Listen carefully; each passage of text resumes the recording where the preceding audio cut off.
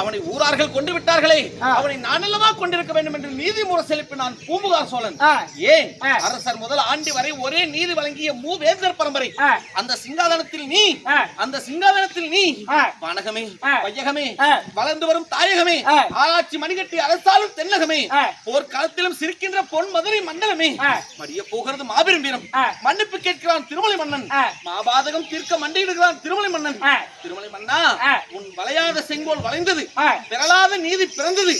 ஓ வீரனுடைய காலிலே விழு, கதறி அழு, கண்ணீரால் கலங்கத்தை கலவு, முகத்திலே விழிக்காதே போப்பா வீ போ.